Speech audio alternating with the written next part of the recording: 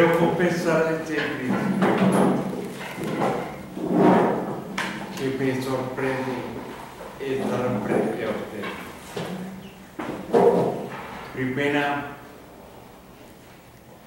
porque yo no sabía de la existencia de una pedagogía. Es más, creo que ni habiendo estado en la universidad me permitió sentir la importancia de una pedagogía. Leímos por ahí entre las tareas, pues aprendí algo de Pelle, pero no sabía realmente para qué servía aquello. Y bueno, de alguna manera yo fui formado en una escuela primaria, en mi propia comunidad, en un internado con las ideas que pululaban en la cabeza de la sorocada en aquella época. Yo estuve en la primaria, para que se den una noción más o menos de lo abuelito que ya soy, en los años 55, 62, más o menos, que creo que la mayor parte de los que están aquí no habían nacido. Bueno, el caso que verme en un posgrado de pedagogía, para mí es irreverencia total. ¿Por qué? Porque soy mundano, soy bohemio. A fin de cuentas, la antropología la estudié para sacar un papel, no para conocer de qué era eso, qué era la antropología o qué es la antropología. Todavía hasta la fecha no sé ni qué es. El caso es que mis aficiones se encauzaron hacia la canción. Yo me dediqué a cantar, ya sé mis propias canciones. Dediqué algo así como 20 años de mi vida cantando. Y no les niego, me aplaudieron mucho. No. Pero entre mezcal y mezcal, amor y amor, se fui tejiendo una experiencia de relación constante con mi región, de la cual extraí las sumas preocupaciones que se fueron convirtiendo con el paso de los días en una propuesta. Primero regreso a la tierra pensando que los marxistas teníamos la razón y que había que organizar a los trabajadores del monte al servicio de la empresa forestal, de papelera de usted. Tras error, porque la empresa no contrataba a los cortadores, era la comunidad. La empresa no era la dueña de los bosques, era la comunidad. Y la empresa tenía que negociar con la comunidad. Y quien elegía a sus autoridades era la comunidad. Quien trabajaba mutuamente para la comunidad era la gente de esta aldea, en Tequios, en el campo. No eran ni jornaleros en el monte, eran campesinos y había temporadas que las hacían hasta de comerciantes. O sea, era una nebulosa en donde la clase social yo no la veía por ningún lado. Yo dije, de plano, ese señor Borbón de plano estaba loco entonces. Porque estos señores no han ido a Marx o es que este señor no tiene nada que ver en el asunto. Y dicho y hecho, archivamos a Marx. Y con ellos todas las lecturas que tuve, se los confieso. Y me entregué después de haber ganado con 26 pueblos, con echar abajo un decreto presidencial que maniataba, sometía la compraventa de la materia prima forestal de las comunidades. Echamos abajo un decreto presidencial yo me dediqué a cantar, que era lo que más me apasionaba. Pero en este inter fui aprendiendo más de la gente y fui identificando que esto no se daba en la escuela. ¿Qué era lo que daban los maestros en la escuela? Mi madre era maestra, mi primera novia era maestra, pero no entendía porque no me metía en sus asuntos. Al caso de todo, que fui aprendiendo con ellos, que era esto, que es lo que llamaban pedagogía. Y no les cuento mucho porque esto es una historia larguísima, imagínense 60 años. Pero lo que sí les puedo decir es que Oaxaca genera una forma de razonar la vida que no conocemos. Y mucho menos en pedagogía. Porque ¿qué es la educación? Sino una suma de elementos, de conocimientos seleccionados para homogeneizar una visión de la vida. ¿Y esa visión de dónde provenía? Pues de ajena. ¿Quién tenía el poder? Los ajenos. ¿Quiénes gobernaban los ajenos? ¿Cómo gobernaban como de los ajenos? ¿Qué era la escuela entonces de Juárez acá? Pues una instancia de poder, de control, de sometimiento, de información. Y así se vino generación tras generación. Se construyen especialidades normales y generaciones más generaciones de maestros. Y el sistema se va consolidando. Se apoya en el sindicalismo y esto se agranda más. Es decir, lo que en los 50 parecía una gran posibilidad, que era fundamentarse en el conocimiento de la gente. Se fue perdiendo con los libros de texto y con los programas federales y los programas diseñados en este monstruo. No. En los cuales nosotros ahí en los pueblos éramos unos villas mosquitas que no tenemos capacidad, de la misma incapacidad que nos catalogamos los españoles, nos catalogamos ahora los lobos. Entonces esto crea en Oaxaca una efervescencia, una preocupación. ¿Por qué? Porque está totalmente fracturada lo que es la educación que se imparte en el salón y lo que vive la comunidad. A tal grado en que el papá, el padre familia, llega y bota a los chamacos en un salón de clase y dice: ¡ay, que se encarguen los maestros! Para que no siga siendo como yo de sonso.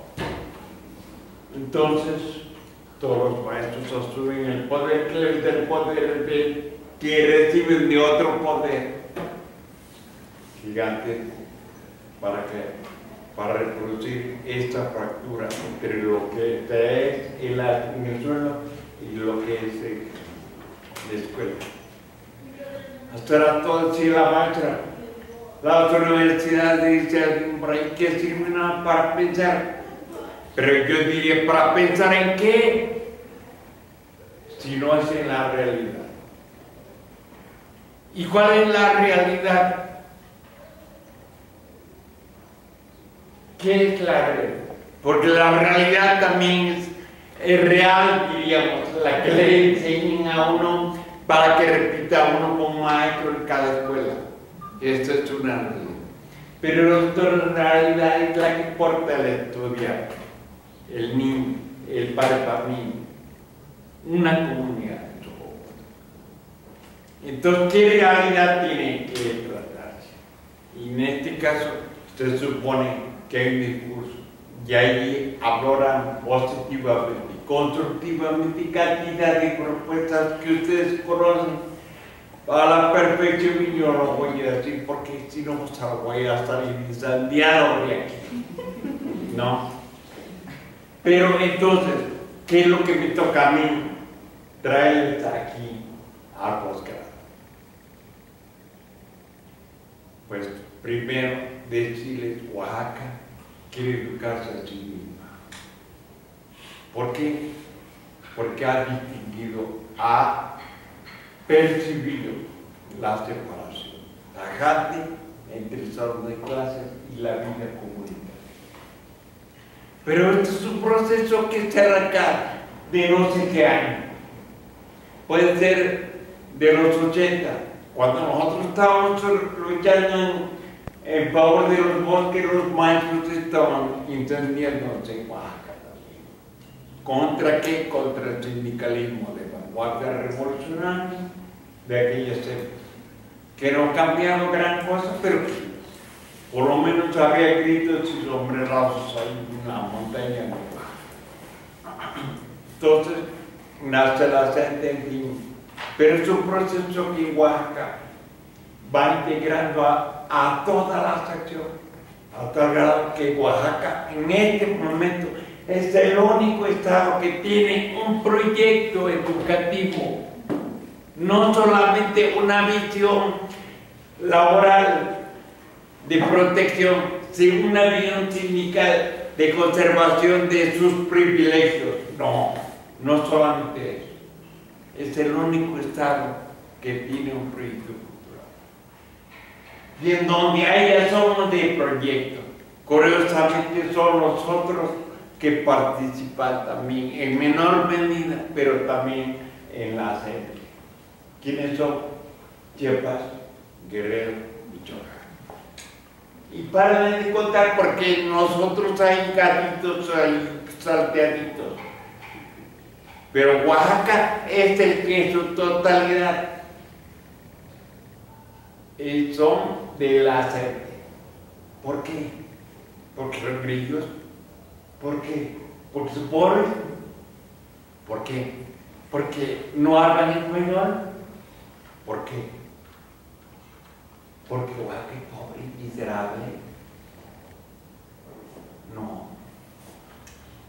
Y aquí es donde puede sonar de interés para ustedes nuestra propuesta. Oaxaca, véanlo desde arriba. Es pura montaña.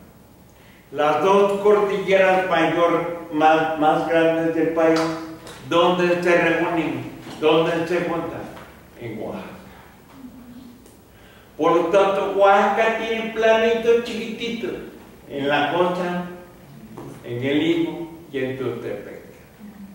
Pero tan chiquitos que no logran convertirse en centros de industrialización y de monocultivación. Hay un poco de fresa, hay un poco de papaya, un poco de limón, un poco de coco, un poco de café, un poco de caña, un poco de tabaco, un poco de ulpe, un poquitito. No. El resto, el mundo de suficiencia, que llamo yo ahora.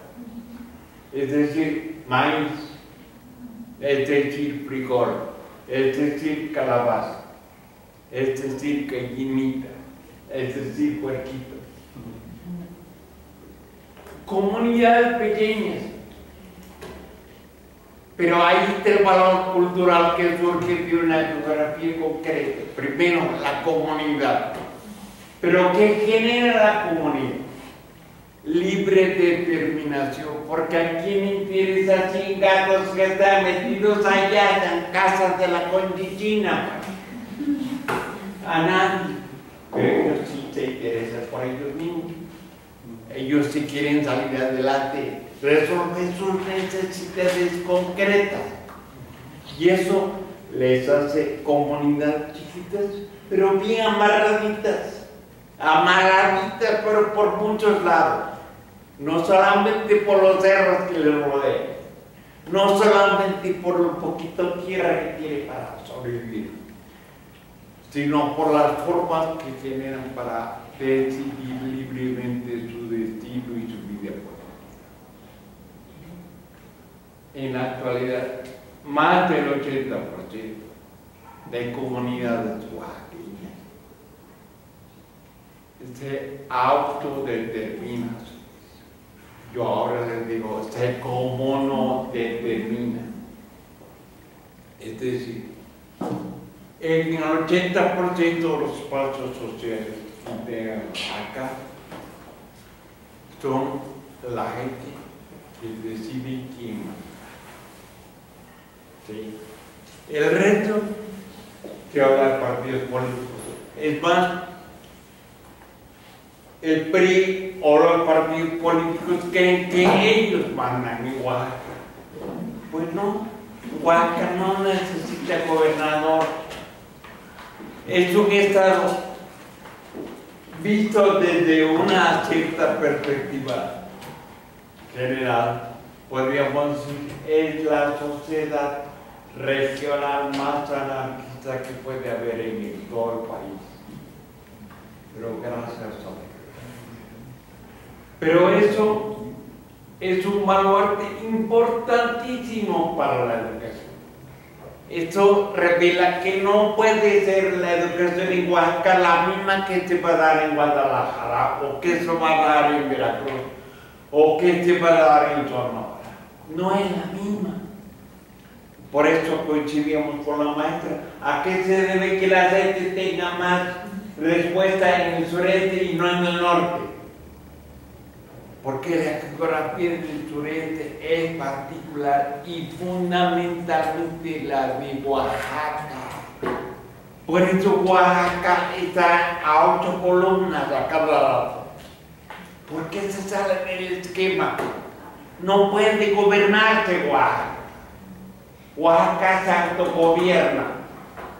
Por lo tanto, se tiene que educar por sí misma. ¿Pero cómo?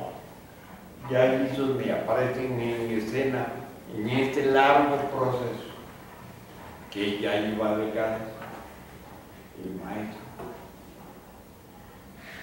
Y les digo claramente, no estoy pensando románticamente en el maestro.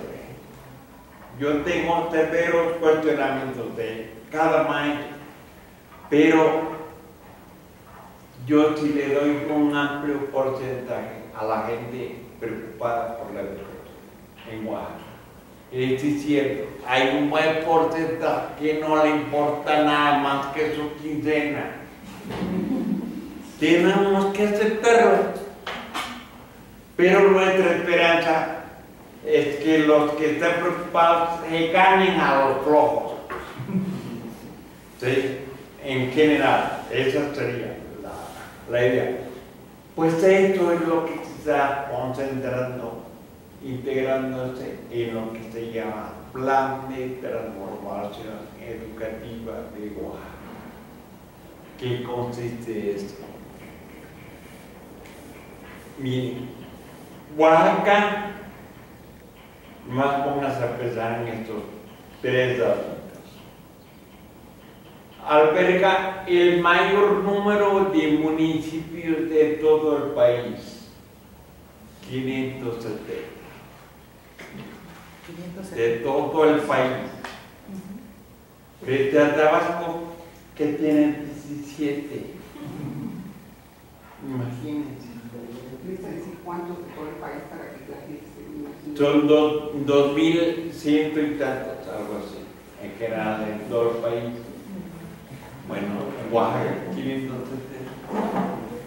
En 1995, con el impacto y el miedo que corre por todos lados por el levantamiento zapatista, el gobernador de Oaxaca no se detuvo y registró el régimen que en ese entonces se le llamaban de usos y costumbres.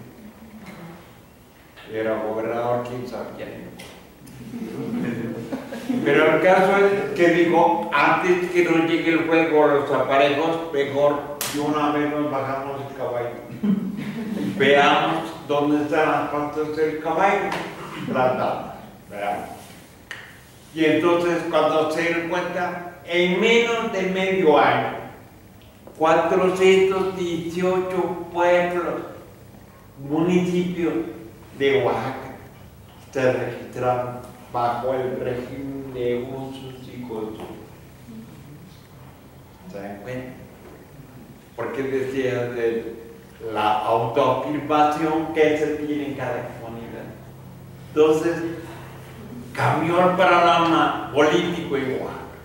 Y los 152 restantes se quedaron con los partidos políticos por delante. Pero todavía valdría la pena cuestionar si ya están o no están en eso. Por ejemplo, en San Andrés, por tener un ejemplo, ¿no? San Andrés Cabecera Nueva era de usos y costumbres y se pasó hace 3 años al régimen de partidos políticos. ¿Por qué? Porque el cacicazgo se había apoderado del discurso de usos y costumbres y mantenía sometida a la población ya más de una década. Entonces los jóvenes, para salvar esta situación, privilegiaron meter el régimen en partidos para vencer al cacique. Pero no es porque el sistema no funcionara. Funcionaba para el cacique, pero no para la población. Ahora lo están repensando y están viendo la manera de volver al sistema de usos y costumbres, pero ahora llamarlo el cacique. Claro, también hasta un diputado pasó a arder por ahí, ¿no?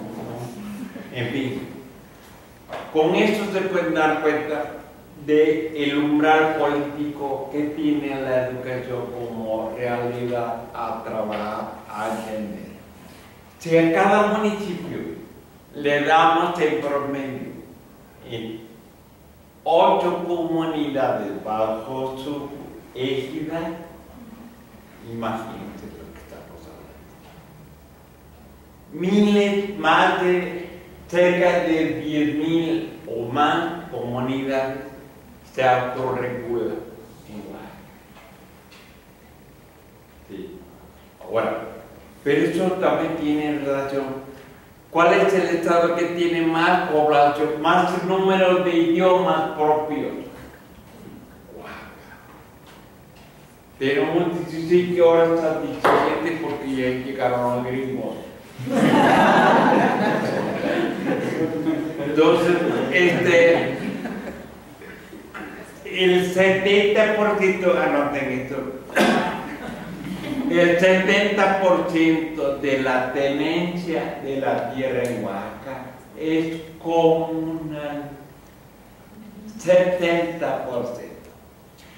Si añadimos a eso la propiedad digital y las reservas federales que hay, la biosfera y cosas de esas, tenemos el 85% de propiedad social de la tierra en Oaxaca.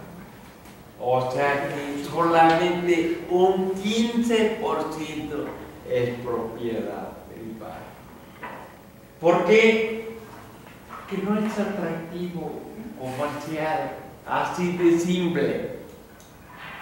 El café, que es algo importantísimo para la economía, lo absorbió el maíz. Y es muy simple. La gente quiere dinero para cosas que no tiene, pero es más importante la suficiencia alimentaria. Por lo tanto, el maíz absorbió el café. Y el café ha tenido que compartir espacio con el maíz. Entonces, vean eso también. El mayor número de empresas comunales, el mayor número de radios comunitarios está en Oaxaca. Con eso les damos un panorama de por qué Oaxaca es algo especial, que educativamente perdón, no puede ser tratado igual. Y de aquí el fundamento más importante que tiene el PTO, o sea, el plan, o sea, el proyecto educativo de Oaxaca, es fundamentarse en la experiencia comunitaria. Y eso es donde nosotros aparecimos metiendo nuestras narices. ¿Por qué? Porque viendo lo de los bosques, nosotros, en el plano académico, en los ratitos que estábamos más o menos sobrios, redactamos la tesis de maestría para la Universidad Preprofesional, propusimos comunalidad como un concepto que explicaba la forma de vida que llevamos en la Sierra Norte de Oaxaca, pero que ahora la encuentran en todos lados de Oaxaca, cosa que no era mi pretensión, se los confieso. Sí, yo nada más quería pasar el examen para tener el papel, porque era la neta. Y la neta. Entonces, que quede claro, comunalidad emerge como una idea que brota de la realidad oaxaqueña. ¿Sí? Y se convierte en este momento en la columna filosófica que ampara el gran plan de transformación educativa en el estado de Oaxaca. Lléveme aquí porque le ratifico que todo aprendido de estar con usted. Porque realmente lo que les puedo traer es simplemente Oaxaca, que quiere educarse a sí mismo. En ese sentido, ¿cuáles son los retos que tiene el PTO?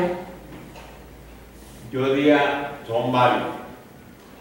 Primero, y ahí va la más complicada para todos, la epistemología. Para mí, compañeros, el pensamiento actual que tiene la academia en el mundo hegemónico, básicamente, se fundamenta ubicando al hombre o al ser humano como centro del universo. Y la epistemología, o fuente de razonamiento, o venero de razonamiento, o manantial de razonamiento, como diría yo, ¿sí?, que está por construirse, es lo contrario. Es la visión en donde el ser humano es simplemente una parte integrante del gran planeta. Quiero planteárselo a que se oiga muy sangrón. En mis palabras, se lo voy a plantear sintéticamente de esta manera. Lo que ha regido el razonamiento del pensamiento que se practica en estas universidades y en todos los centros es pienso, luego existo. ¿Sí? El axioma cartesiano que redondea todo, tres ejes que para mí son brutalmente centrales en la filosofía occidental, que es el poder, que es la propiedad y que es el mercado. Tres elementos que los historiadores lo dicen bajo 20.000 interpretaciones, pero que están ahí presentes. Eso. Y que es una epistemología que oculta la nuestra, nuestro razonamiento, que está centrado en vernos como una partecita nada más del planeta, que se funda en otros tres elementos: a descubrir, a fundamentar, a consolidar en la práctica, en el reconocimiento, por lo tanto, en el conocimiento y en la educación. Primero, el respeto. Pero no hablo de la noción liberal, porque eso lo dijo mi paisanito. Yo soy de Yucatán, por eso les digo. Ya saben a quién me refiero. Sí. Es decir, el respeto al derecho ajeno de la paz no tiene nada que ver aquí. El respeto para mí es reconocer y entender que el otro eres tú. Es decir, que tú no eres sin el otro, sin el oxígeno, sin el sol, sin el clima, sin el idioma que usas solamente para estar con el otro. Porque hasta eso, como le digo a los maestros, tú te peinas ¿para quién? ¿Para ti o para ti? Pues para el otro, porque quieres caer bien, ¿no? Vaciándose en México, pues obviamente hace chinitos, ¿no? ¿Para quién te vistes? Para el clima, grita, y en segundo, para el otro. Porque es el otro que te está viendo, tú no te estás viendo, no te parto. Entonces, primero, en ese sentido del respeto, es reconocer la existencia del otro en ti. ¿Sí? Y ojo, al final ese tipo hablamos del amor, pero faltamos del respeto. Segundo elemento, el trabajo. Es decir, no el trabajo enajenar, alienar, el que realizamos solamente para ganarnos el dinero que nos va a permitir comprar el alimento. No, sino el trabajo que das, que es movimiento natural, que es ejercicio de vida, que es ejercicio vivencia. El trabajo que te da el estatus dentro de la estratificación en la que te encuentres. Tú eres quien eres por lo que haces, por tus hechos, no por lo que dices, por lo que demuestras, no por lo que propones. ¿Sí? El trabajo es una categoría que desde la literatura marxista y con mucho honor, lo digo, está bien ubicado, pero en el plano de este modelo capitalista. Pero reconociendo este lado, el trabajo es que es ejercicio de vida. Por eso nadie entiende lo que es el tejido. Dice la Federación, Oaxaca es el estado mayormente subsidiado que puede haber. Sí, y no es cierto, porque no toma en cuenta el tipo de trabajo concreto que cada ciudadano regala a su comunidad para allegarse del dinero. No. El tipo de trabajo que hace cuando desempeña un papel político interno en la comunidad, porque lo hace gratis. No. El tipo de trabajo que dedica para trabajar para la comunidad. Sí. Entonces, el trabajo es una categoría que tenemos que recuperar. Tercero, una tercera categoría. La reciprocidad. ¿Qué es eso? Es exactamente no esperar nada que venga de arriba, ni de Dios ni de Peña Nieto, ¿sí? Sino hacerlo, resolver nuestras necesidades frente a nosotros mismos. Dar para recibir. Aquí no es Cruz Roja. Aquí no hay solidaridad. Aquí no hay fraternidad liberal. ¿Sí? Aquí no hay caridad de cristianos. Aquí hay trabajo. Aquí hay respeto.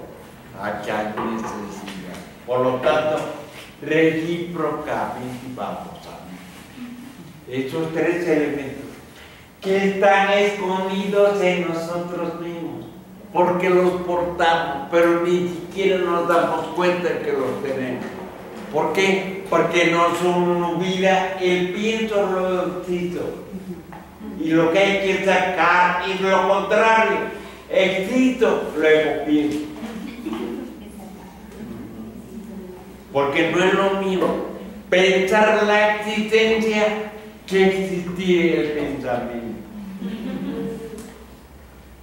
Vean en términos que podríamos llamar filosóficos, porque quizá yo no sé qué es filosofía, pero ahí se las dejo. No.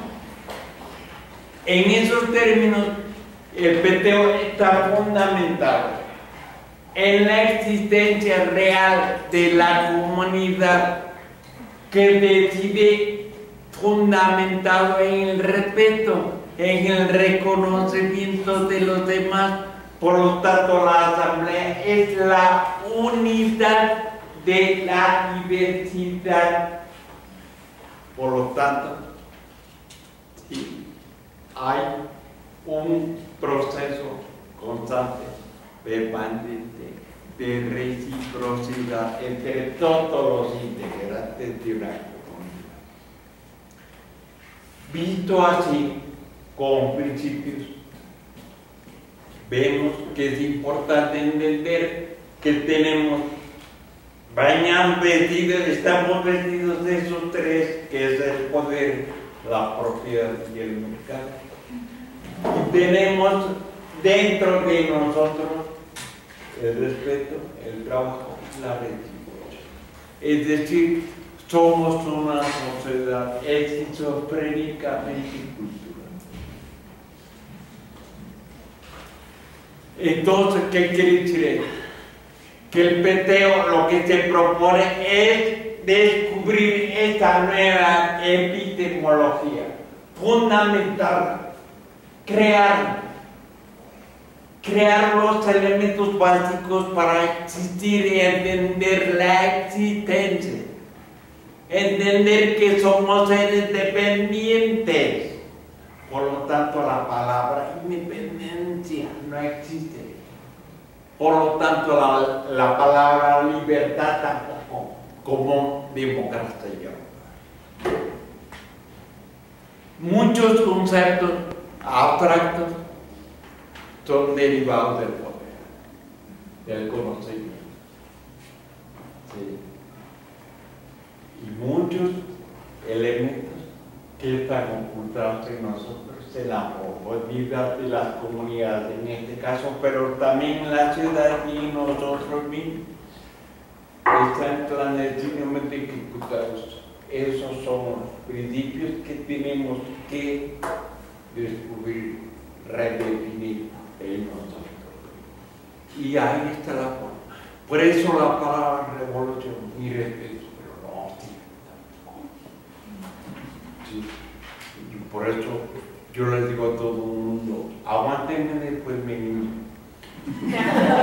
Pero nadie emancipa a nadie. En Oaxaca hay una bella demostración que ellos viven sin gobernador y que además el dinero que recibimos de la federación es lo que más nos está jodiendo. Nos está dañando el dinero. Porque hay todo lo hacen. Pero no están metiendo a la idea que hay que pedir. Entonces, todos los programas de gobierno, en lugar de ruralizar la ciudad, están urbanizando la ruralidad. Entonces, ojo, usted va a una comunidad ahora y la plaza central es incrementada. Pobrecitos paisanos, pues, y no tienen la culpa ellos, ni tienen la culpa los maestros. ¿Por qué? Porque fueron educados en este modelo. Pero por eso, mi visita a este posgrado es invitarlos a que construyamos esta parte. Y en pedagogía es fundamental esto. Entender que la pedagogía no está en el salón de clases, está en el universo integral y que todos somos dueños de todo, pero todos, no el yo. Por eso comunalidad se enfrenta a la individualidad. El hacer solo, pensando que es solo, por lo tanto el Dios, el Señor, el centro del universo, y el otro que dice, no, yo soy un simple integrante, yo nada, nunca. Y ahí se la digo para que empecemos. Me parece que en el fondo, bueno, una cosa al principio me parece que el proyecto de transformación que lidera la comunidad, pienso que entre todos los maestros, habiendo trabajado más de 20 años, no sé, 20 años, 30 años en Oaxaca, en la Sierra Norte, veo que hay una diversidad de grupos magisteriales. No hay una homogeneidad que diga, ay, todos van a seguir este proyecto de transformación, número uno.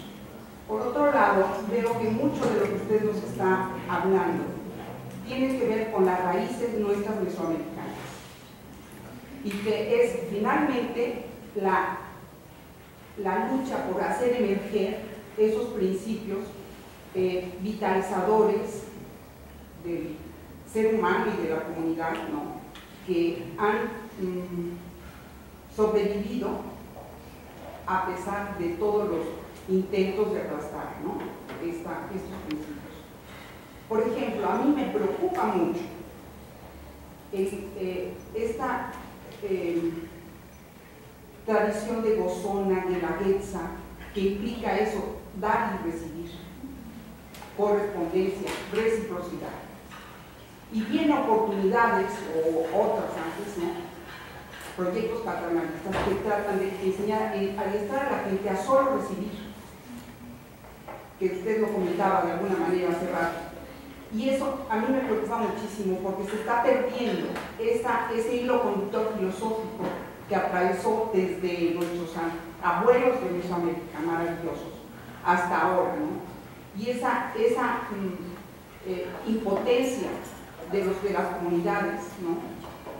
Porque hay gente ahí que solo recibe el dinero y lo gasta a lo mejor en tomar, en comprar cosas. Como yo me dediqué mucho a promover el valor de los alimentos autóctonos a través de los centros de salud, y cómo esto hace que vayan a comprar chatarra y otras cosas y se desvíen, dijéramos, de lo que es esa raíz maravillosa de yo te doy y tú me das, y cuando tú te mueras yo voy a llevar frijol o tortillas y cuando yo haga mi casa tú me vas a ayudar porque yo te ayudé a hacerla. Esta cuestión de Gozona y de la Guetza, que estaban arraigados profundamente y que las nuevas generaciones están entrenando a recibir. Trabajando con Médicos Sin Fronteras, allí en la Mixteca, llegó un señor de la Mixteca y dijo, es que nosotros no necesitamos que nos den las cosas, nosotros podemos trabajar, podemos ganarnos las cosas, y no dignifica el dar, el recibir solamente, dignifica el esfuerzo que se hace, ¿no? Y que yo estoy de acuerdo con usted, pero me preocupa mucho el que se ahoguen esos principios por la fuerza de los proyectos federales que enseñan a que no, basta recibir, enséñate a recibir. No tienes que hacer ningún esfuerzo. Eso no dignifica a nuestro pueblo, desde mi punto de vista. Y tiene mucha razón. Precisamente por eso es una preocupación central. Modificar este comportamiento para detener, como me dijeron un amigo por ahí, que nos dejen en paz. No queremos nada. Déjenos en paz. Cuando el modelo educativo que lleguemos a fortalecer poco a poco en un proceso. Se ve esto, tengamos por seguro que la reciprocidad se va a seguir manifestando con mayor intensidad. En la botona, en la letra, en fin. Un elemento que agiganta mi esperanza, mi emoción por Oaxaca. No hay ni romanticismo terrenal, hasta en eso hay contradicción. El romance de Europa no es romance. Él radica en el territorio que significa Oaxaca. Está tan metido en el ser que por más campañas que ven, sí es cierto, se ha debilitado, llena y religio.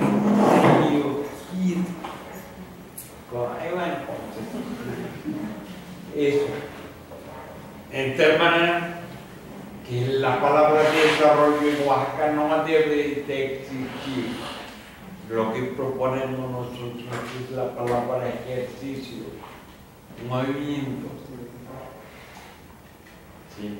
¿Por qué? Porque el desarrollo es lo que piensan aquí para allá. No.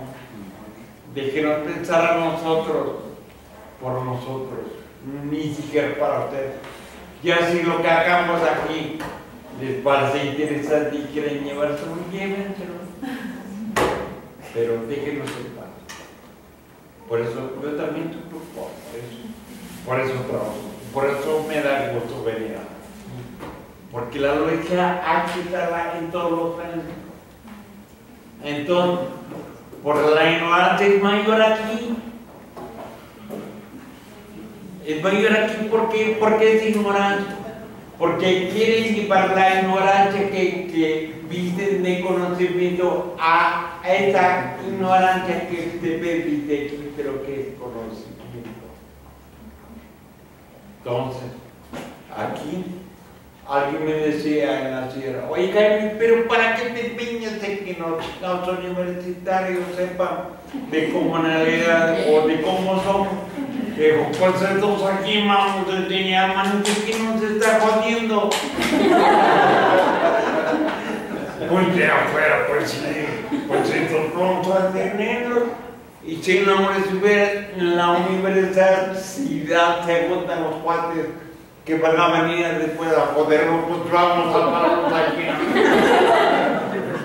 Es este razonamiento muy simple, de verdad, muy elemental, pero práctico, directo y con mucha esperanza y con mucho respeto también.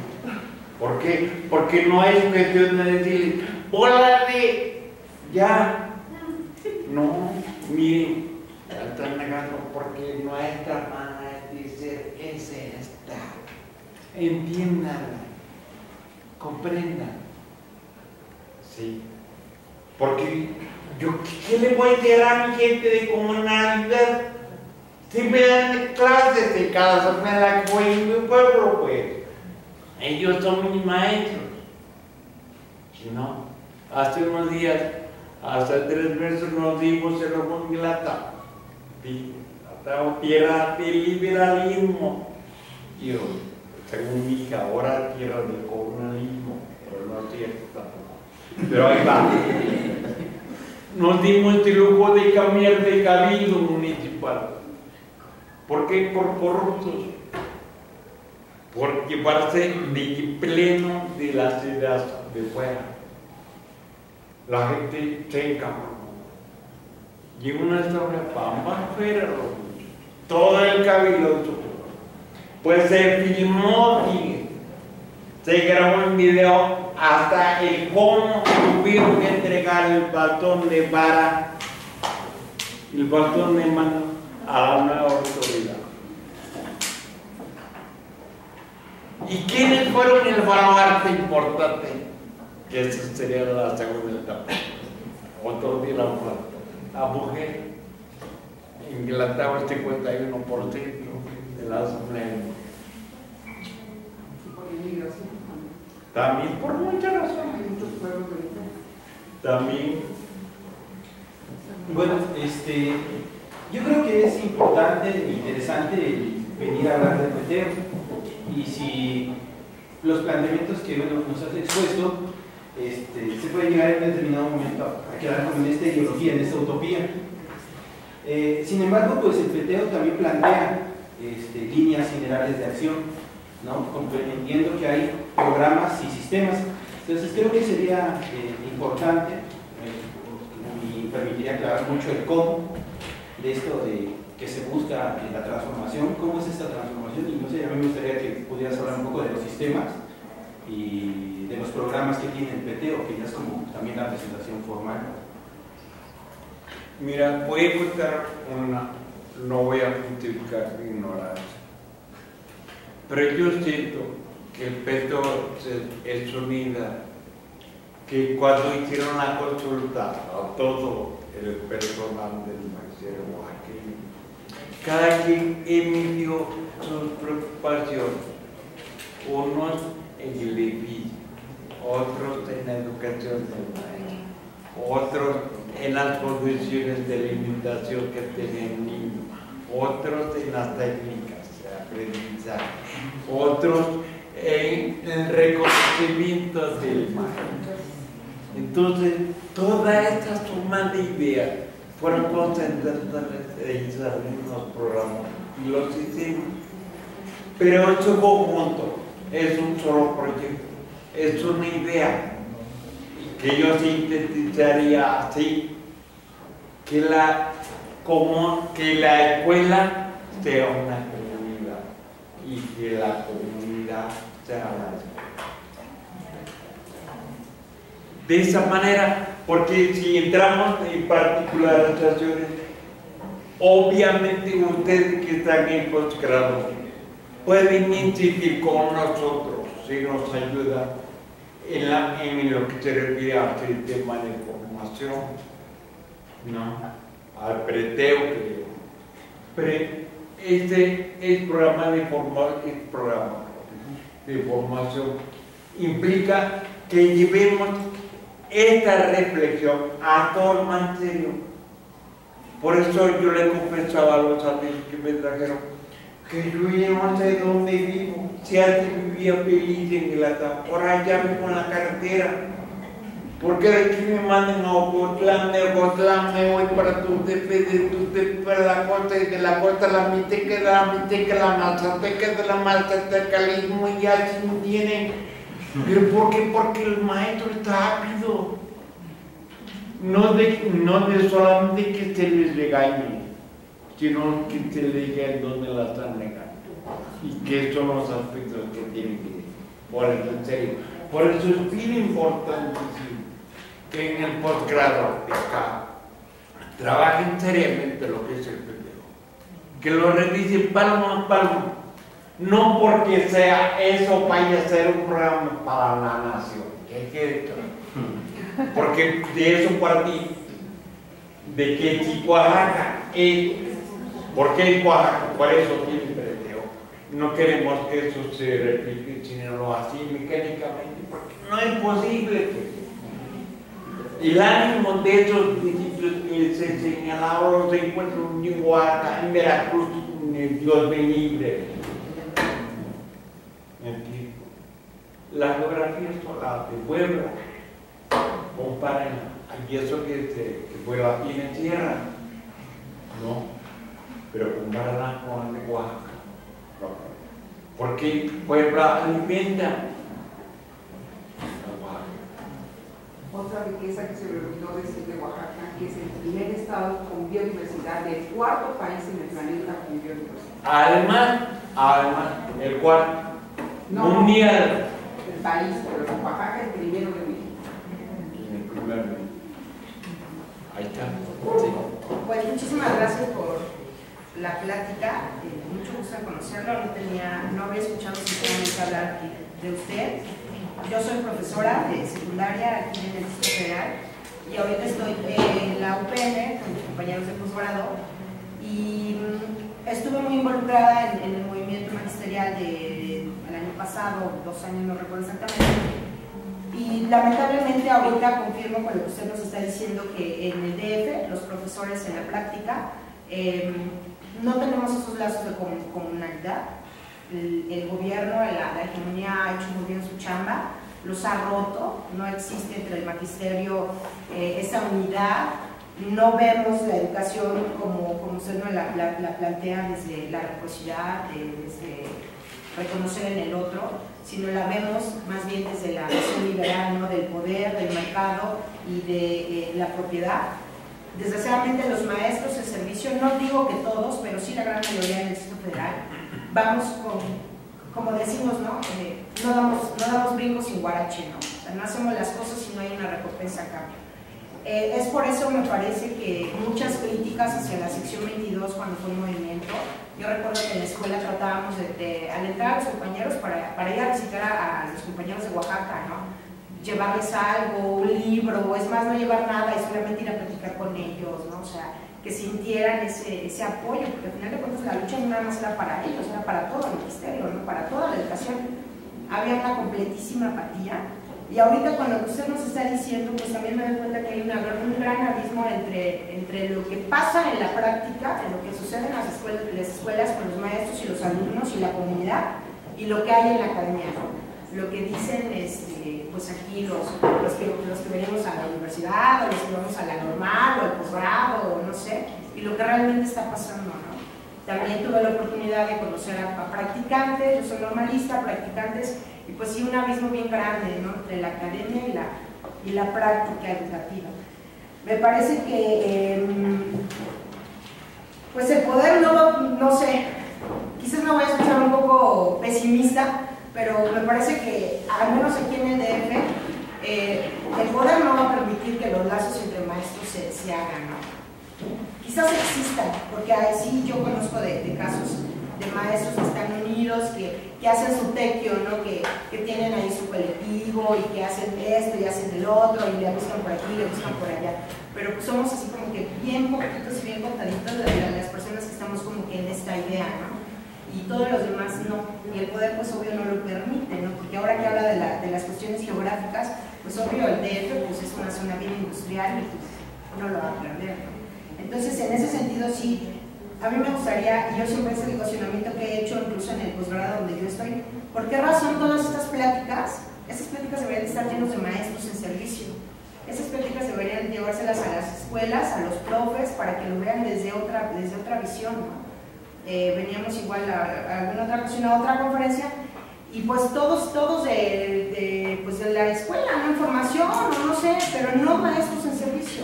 A los maestros en servicio lamentablemente pues nos mandan al camp a entretenernos con cualquier cosa, pues a ver ahora hagan mascaritas o ahora apliquen esta lectura, pero no nos enseñan la realidad, obviamente no les conviene, ¿no? Pues mi comentario y pues nuevamente le agradezco mucho que esté aquí con nosotros. Bueno, Jaime, gracias por los aprendizajes, ¿eh? La verdad es que, híjole, la evidencia es que hay una ignorancia. El academicismo tiene sus riesgos. Yo siempre lo he dicho de manera pública y privada. Me parece que el academicismo llega a un momento en el que se convierte en una camisa de fuerza y no permite precisamente construir. Se queda uno en el debate de la epistemología aprendida e instalada desde una visión eurocéntrica en donde el sujeto es el centro y desde ahí se parte.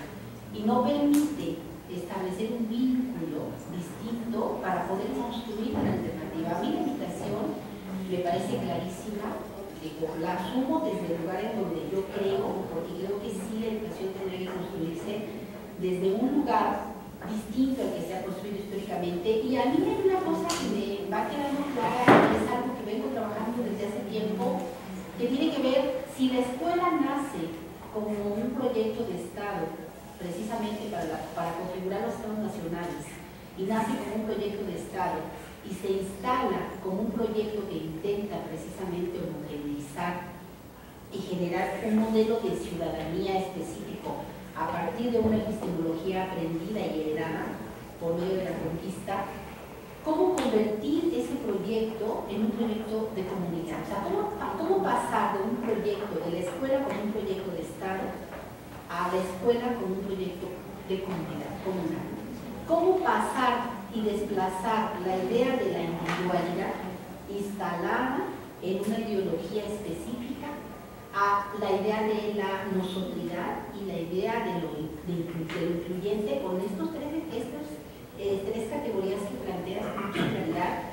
Y yo empezaría con el asunto de los respetos, o sea, ¿cómo instalarlo? O sea, me queda claro que la escuela, y al menos en el modelo educativo actual, incluyendo al posgrado y a la universidad, está encasillada y además está muy enmarañada de una serie de apuestas academicistas que no le están apostando a la social ni le están apostando a los proyectos comunitarios. Esa es la verdad. A mí me parece interesante la invitación que nos regresas en esta comunidad, finalmente decir, bueno, yo estoy haciendo mi trabajo, ¿no? Y yo digo que además bastante bien, y esta idea de vivo en la carretera, pero porque hay un compromiso, me queda clarísimo. Habría que preguntarnos, como colegiado, cuál sería el nuestro, y qué niveles de compromiso asumimos, cada quien con su rollo y con su tema.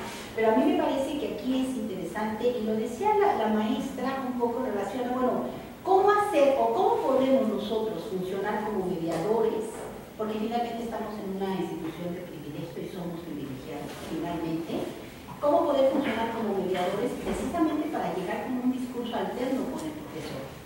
Y no desde el lugar que ocupamos sumarnos a la crítica sin sentido y a la crítica desleal, ¿no? Porque los que tendríamos que tener un discurso alternativo y construirlo, yo no sé si lograr una epistemología diferente, me parece que ahí la discusión es muy fuerte, pero igual creo que en su momento Dulce la inicia, igual yo creo que del mismo nivel Patti Medina la inicia con un referente, ¿no?, de pedagogías posibles. Hay discusiones en el campo que pueden iniciarse desde ahí con mucha dificultad, porque también no somos un gremio hegemónico, ¿no? Finalmente la disciplina es una disciplina que nace en la marginalidad y que históricamente se ha situado ahí.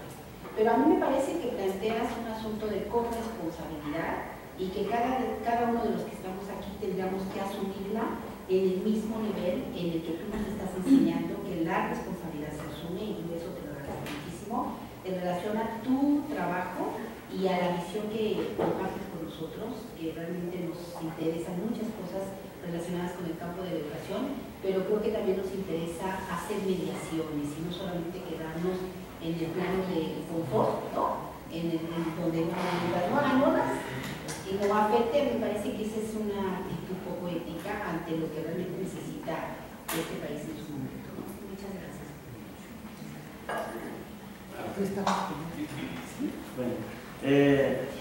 Bueno, también muchas gracias por la plática. Yo soy del estado de Oaxaca también, de la Sierra Sur, de una de estas comunidades. Ahorita que usted mencionaba todo eso, pues se me vino a la mente, ¿no?, mis años de niño allí en el campo y en el cerro y demás. Entonces, pero mi comunidad es una de estas comunidades que el maestro Bonfil le llama comunidades desindianizadas, ¿no?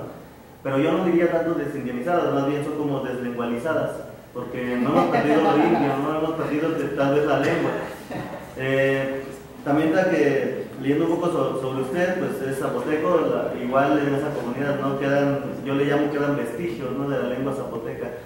No es desindianizada en el sentido de que es una comunidad que sigue viviendo la comunidad, ¿no?, la comunalidad, como usted lo llama. Pero yo encuentro aquí algunos puntos.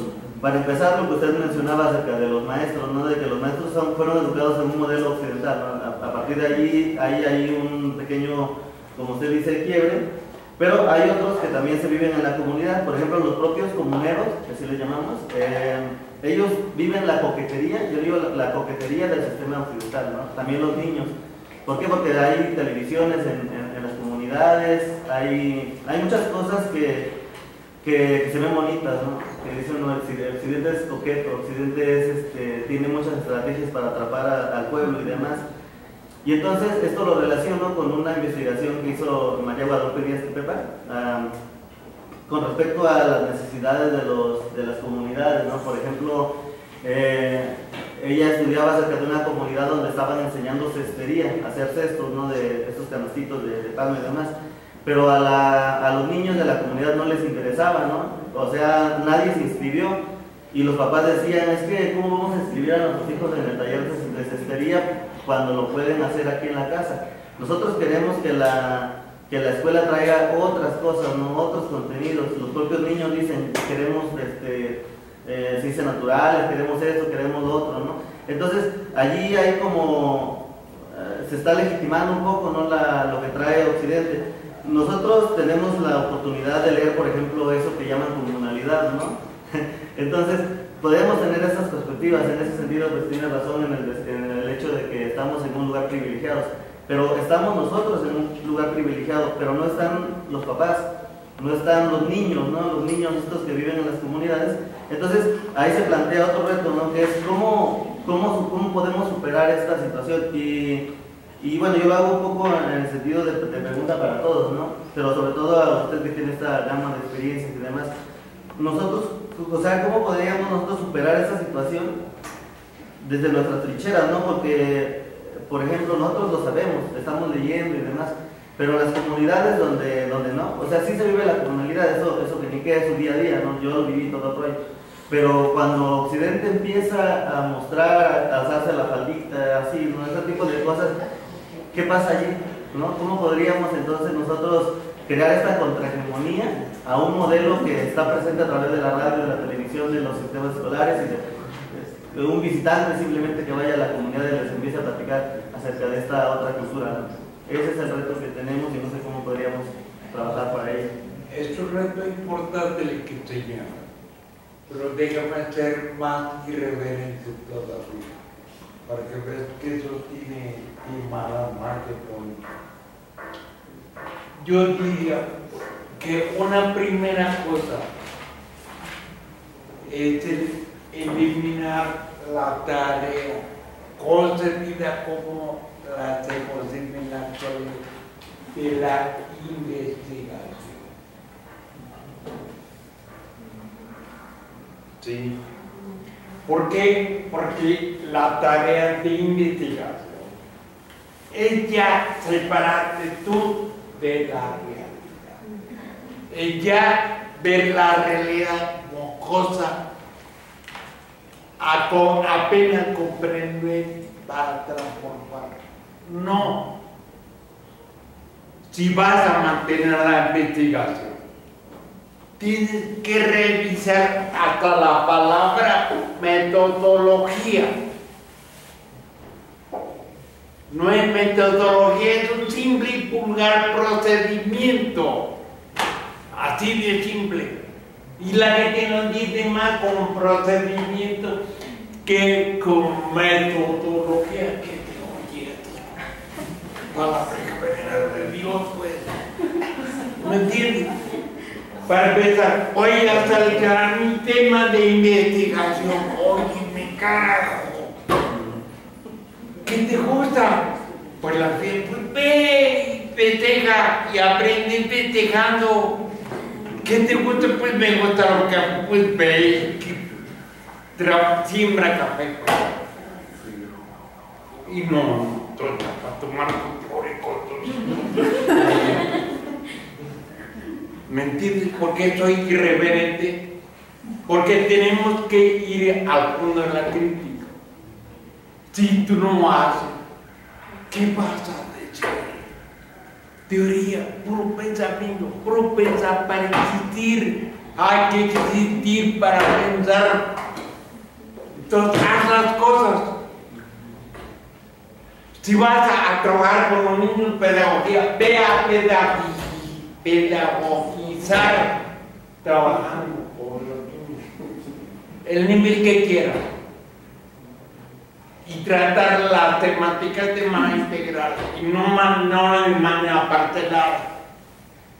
Es lo que decimos con los compañeros maestros ahora.